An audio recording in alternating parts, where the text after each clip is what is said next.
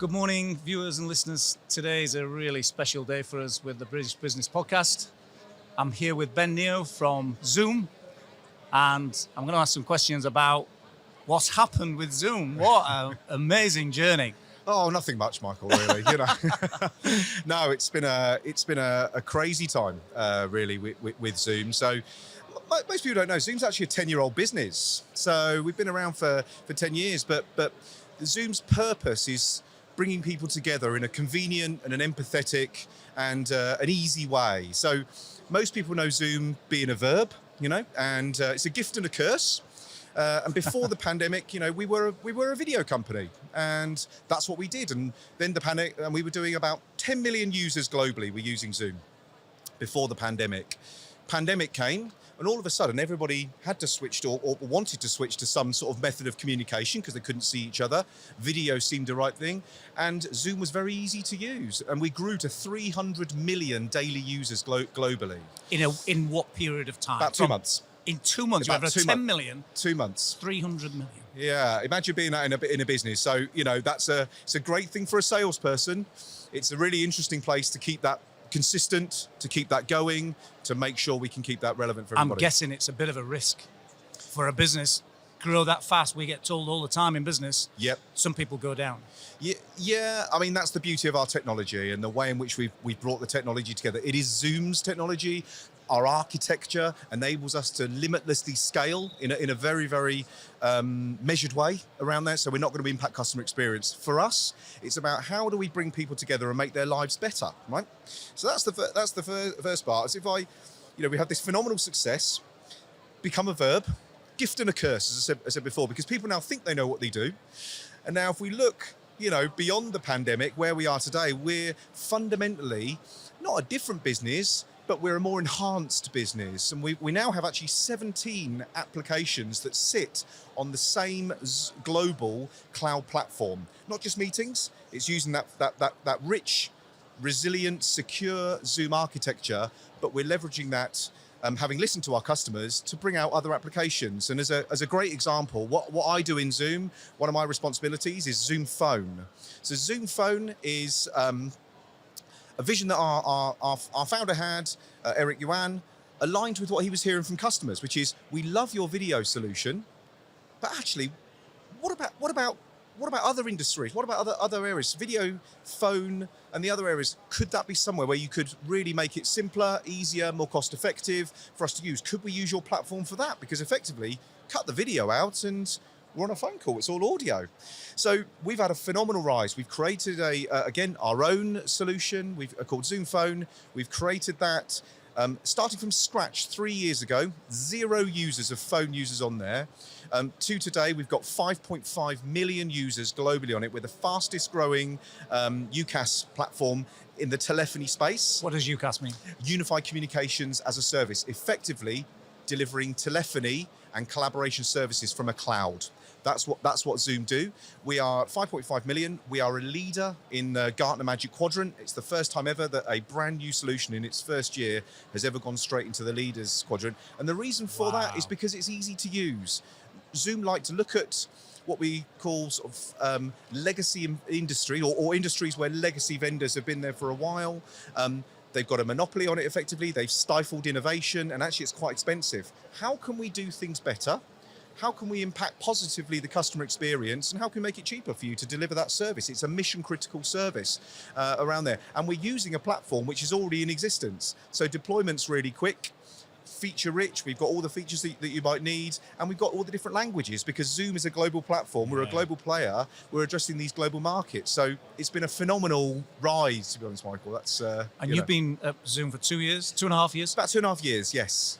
And right now, are you personally and your team incentivized or driven by a numbers-based target in business, or is it a more holistic type of approach in terms of your targeting? No, it's the numbers. I mean, Zoom is a very focused business. We are, clearly going to be sales focused around there. So my team, my Zoom Phone team for EMEA, we have a Zoom Phone number within the region that we are working with to ensure that we are working with other salespeople within Zoom to make sure we're selling those services complementary to the wider services within the Zoom platform. And what is your target? Is it yearly based? Is it? It's monthly recurring revenue. Okay. Yep, around there. We also do have a professional services team as well, and they do fixed price projects as well. So again, we could sell that, but most of Zoom, pretty much all of Zoom is based on a monthly recurring revenue. And how are you doing against your targets? Well, we're the fastest growing solution in the market in our space, the telephony space.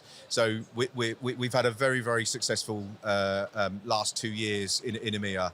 So we are outstripping the competition, I think, by quite a considerable way around there. We discuss a lot of it on our earnings forecast calls. I'm struggling to remember the detail now around that, but 5.5 million global ports from zero, and we've got some seriously big names. People like NatWest Bank, providing not just they started off with video banking on our platform. Now they've got 12,000 users on telephony on Zoom Phone as well. So realistically, then, the people that you're trying to target, are they huge businesses? Are they SMEs, or is it an individual person? It's anything, Michael. Absolutely anything. We're relevant at the very large end, and we're relevant at the smaller end as well, and anything in between. So entry level financially is what? I mean, we go anywhere from one user up to, I think the largest user that we've got is somewhere north of 200,000 users within a business, right? But it's the same solution. Those people who use the Zoom solution, who used it to call your family and your friends and your relatives, the ease of use of doing that has given us quite a bit of a brand following, really, because they know a Zoom solution is going to be easy to use, it's going to be innovative, and it just works. So they're trusting the technology. Yeah, exactly. And that's a relevant thing at an SMB level where you're worried about customer churn. You really got to get hold of that customer. At an enterprise level where you're more worried about brand, keeping that brand and the risk of any brand damage around that. At those ends, different things, but it's all about trusting the technology. Is it going to work each and every time? And that's what we do here. We're providing mission critical communication services, whether it's voice, whether it's video, whether it's workplace services as well, because we're embedding this into the organization. So you can look at your rooms, your meeting rooms, and it's all on the same platform. So they're all aware of each other. And now the most recent addition to our portfolio is contact center. So we're here at the show today just to make people more aware of what we do. Again, people still think we do meetings. We do meetings. We're really good at that. We've got this fantastic Zoom Phone business which is growing, and we've just launched contact center. So Zoom Phone would typically target the people in the office, in the back office. Contact center now looks at agents and supervisors and people doing customer service or frontline roles where they've either been sales or service, and you've got to get me as a customer, I've got a problem. I need the right person to talk to with the right skill set, the right knowledge, and the right way about them to make sure they get there. And we think video can play a part in that. Outside of being face-to-face like we are, if we can't do this, video is the next best thing because we're still having that human engagement. And we just see the way in which people took to video within the pandemic. Those are habits that are going to be long term, we believe, and that's going to sort of change the face of customer experience. I'd like to drill down on the contact center bit. Could you give an example of somebody you had a live conversation with about contact center and a need that they had, and you were solving their problem? How? Yeah. Okay. So I'll take a bit of a sort of left field one, really. But we were talking to a real estate agency, one of those online real estate agencies, sort of, and they have got, they send out all the adverts, right? They don't have all the amount of estate agents to go and see these people. So what they were doing is they were asking people to go on their website and to where they have lots of the properties, and they were to sort of show some interest in that. And those people were going on the website, they were clicking an interest, and then they were being asked, would you like to speak to somebody about this? They would click yes. They could have a chat, first of all, with that person, that estate agent, or there might have been an initial chat bot or something that's going on first, just to sort of clarify the need, why you're looking and all that kind of stuff, how many people and that can be automated or live. Correct. Yep. Either a bot or a person, absolutely right. But at the point where they actually want to have more information, and actually this is a sales thing, you press the button and actually it launches a video engagement with the right estate agent in that right region with that right skill set about flats or bungalows or whatever it may be, so or a little bit of properties. filter. Little bit of now filter. You're going to be able to looking choose to a pool of people Yep. to then try and find the person and then have that in video. And that person then, I'm speaking with you as the agent, I've got a bit of a rapport, the agent's talking to you about it. They can then share their screen, much as you would do in a normal video session, because it is Zoom at the end of the day, and they can walk you through items within those particulars of that property that basically is going to probably be a bit to what you use. I want to study. What's the study like? What's the floor plan like? Could I move that wall? All those kind of things, and you can annotate. And it's just the kind of things I would do in person, but actually it's very difficult to do over email or a phone call because you don't know what I'm talking about. I'm trying to follow you, but actually video, it creates that emotional engagement, and actually it ends up with it being they've had a 70% success rate in sales when they've gone through this video engagement with people. So again, people can't come and see you, okay? So normally they would phone them up or they would email them, okay? All of those things, but actually do it, just enhancing that with video and being able to route that, and the contact center routes it to the right person, is getting them to the right person with the right knowledge in a convenient and an easy manner, and you're getting all the answers to what you want to know about. So that solution that Zoom have created is giving people more revenue, more sales. I mean, that's huge, isn't it? Yeah, and it's saving the real estate agency money as well, because people aren't having to go out and travel. When one of their brokers goes out to travel, they're tied up on that on that for the entire bit, for the travel. Of course. They've got to wait for the person at the property. They've got to do that. They've got to close down the property. They've got to do all that kind of stuff, right? Actually, here in a virtual world where they can do much more, there's a 70% increase in sales, 30% increase in viewings, right around that from being an in-person one. They are still doing in-person, right? So what we're not saying is it's the only way. What we are saying, it's just a part of maybe a delivery service that some people can do. Another example would be IT help desk. I've got a problem with something. Okay. My dad wanted to buy a mobile phone the other day. So, he's trying to call people up. They're trying to talk to him. Have you seen our website? Which part of the website? My dad's not very technology advanced. He spoke to one UK retail organisation, and immediately they said, would you like this to be a video call?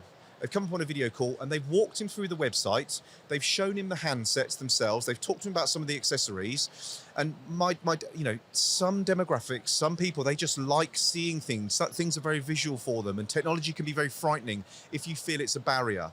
So we're trying to break that down, really, using a strong global video foundation. That's what we've got. That's what is our DNA. But then, how can that be applied in other business scenarios? To deliver more value for people. Solving a massive problem, aren't you? I hope so. It seems to be. Yeah, Wow. around there. So. Is there anything that you want to share with the viewers and listeners out there? How to get hold of you if they wanted to have a conversation? Do you have a wider team that you can contact? Absolutely. So I think, first of all, what I'd like people to realise is Zoom is more than meetings, right? Yep, we do brilliant meetings. We are a verb, but we're much more than that. And we can really solve some key communications business problems. We can get people in touch with you. We can get your employees collaborating better. So if that's anything that everyone takes from this, that'll be fantastic. Seeing Zoom in a different light. Please come and talk to us.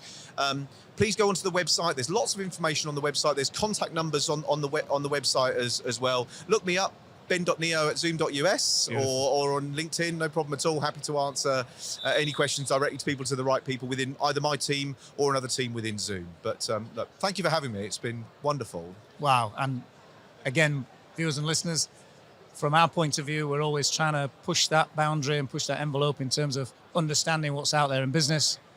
I hope you agree with me today that this is the future. Until next time.